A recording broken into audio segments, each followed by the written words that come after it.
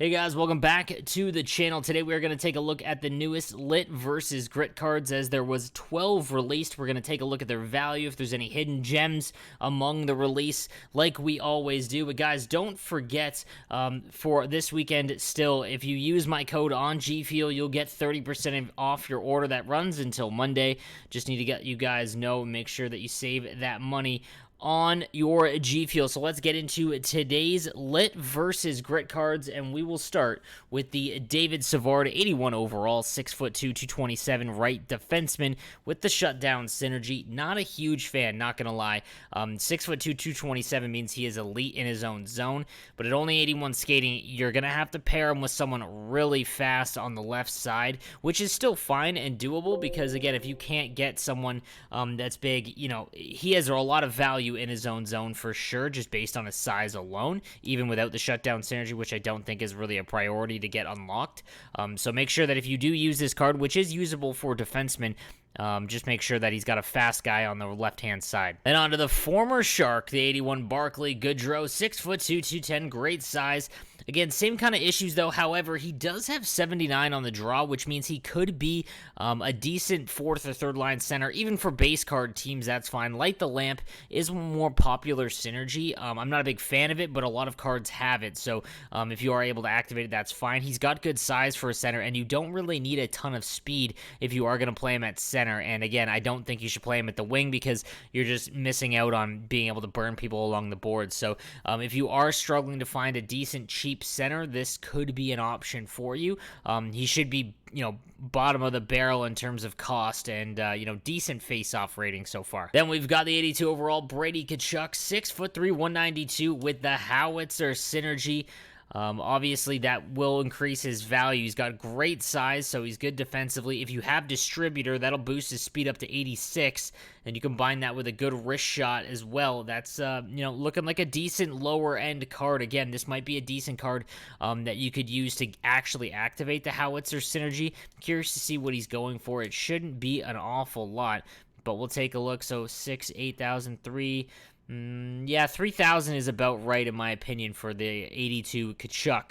Then we've got the 82 overall Brent SEABROOK, 6'3", 220, big size, but 77 skating. It does not matter how big he is or how good his body checking is. It's 77. That is just crawling, and you're going to have a heck of a time playing any sort of defense with Brent SEABROOK unless you're just hemmed in your own zone all the time.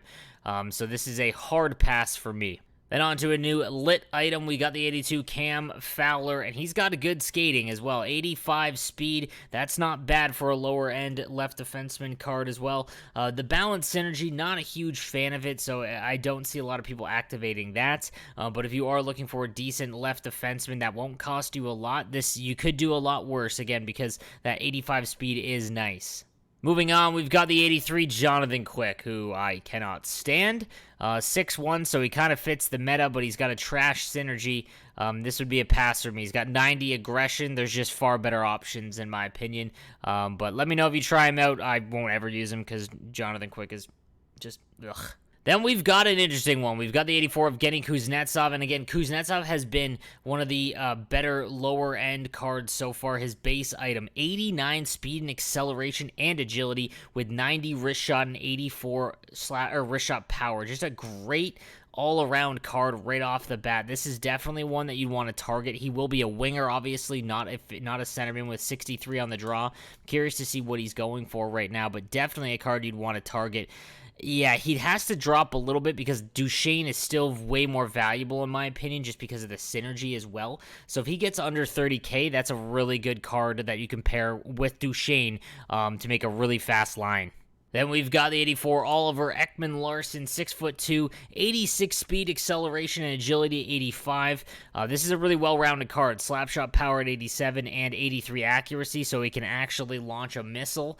Stick checking at 90 if you activate Thief. It's 85 without it, but good size and speed with a decent shot. You could do a lot worse than the Oliver Ekman-Larsson. And again, there isn't a lot of good left, like mid-range left-handed defensemen currently available 45K, 37 isn't bad, 36.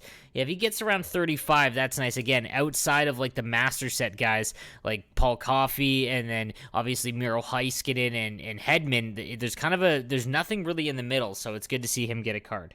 Then we've got the 84 overall Anthony Mantha, and again, just an absolute stud in NHL 20. However, NHL 21's a whole other thing. 6'5", 225 means that he is an absolute force defensively and on the forecheck. However, only 83 speed and acceleration.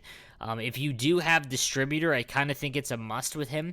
Again, you really want to take advantage of the speed down the wings. He's got a good shot as well. Workhorse, I'm not a huge fan of, but it would help him out with the acceleration. And if you get distributor on him, then he's got at least 86 acceleration, 86 speed, and then you're, with on 6'5", just unit, this could be a really interesting card. So watch out for him, but I wouldn't spend a lot of coins on him. Again, he's only going to be super useful in the defensive zone, or if you are someone who likes to just cycle around the zone and hold on to the puck, he could be effective at that, but you're not going to be able to speed by guys on the rush. Then we've got the 85 overall Jonathan Huberdeau, and I'm not going to lie, I think his base card is better just based on the synergy. So this card does have Magician, 86 speed, 85 acceleration. His shot is pretty good as well. But yeah, I think that his base card is still going to be better. He's going to be a left-handed winger. I'd much rather have Kuznetsov than this 85 Jonathan Huberdeau. So I'm curious to see what he's going for, because I wouldn't spend an awful lot, because his base card is still kind of, he's a lot cheaper. And then, this kind of makes sense. Again, he might get cheap enough where there is a value here, but because his base card has the improved synergy, this is just going to keep falling.